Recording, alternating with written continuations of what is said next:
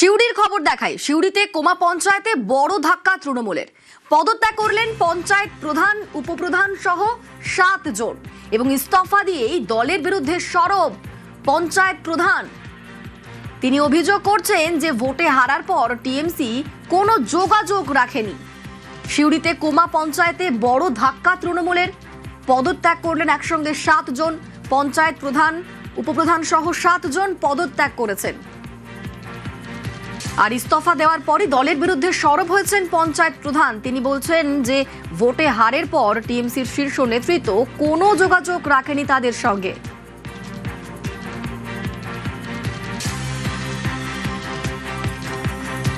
আমাদের সঙ্গে সুপ্রতিম রয়েছেন প্রতিনিধি। সুপ্রতিম, কি কারণে পদত্যাগ করলেন তারা, এই বিষয়টা নিয়ে কি বলছেন?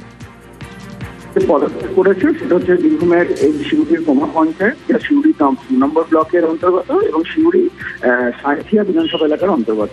আর এই কোমা পঞ্চায়েতের 7 জন সদস্য, যারা তার মধ্যে প্রধান এবং উপপ্রধান রয়েছেন, মোট 7 জন সদস্য, তারা কিন্তু পদত্যাগ করেছেন সিউড়ি 2 নম্বর ব্লকের বিডিওর কাছে। আর কারণ স্বরূপ তারা যেটা জানিয়েছেন যে রেজাল্ট বেরোনোর পর কিন্তু দীর্ঘদিন কেটে গেছে, অথচ দলীয় নেতৃত্ব তাদের সঙ্গে কোনো যোগাযোগই করেনি এবং সেটার কারণ দেখেই কিন্তু তারা পদত্যাগ করেছেন। এবং যারা জানিয়েছেন যে তারা কিভাবে কাজ করবেন বা কি করবেন, কোনো কিছু তাদের কোনো নির্দিষ্ট গাইডেন্স নেই এবং এই কারণেই কিন্তু তারা এই পদত্যাগ করেছে। ধন্যবাদ। রাজ্য সরকারের পালাবদলের পর থেকে আমাদের কোনো নেতা নেতৃত্ব আমাদের সাথে কোনো যোগাযোগ রাখেনি। উন্নয়নের কাজ মানুষের কাছে পৌঁছে দেওয়ার লক্ষ্যে আমি এই সিদ্ধান্ত নিয়েছি যে প্রধান পদ থেকে ইস্তফা দিচ্ছি আমার শরীরে অসুস্থতা কারণের জন্য।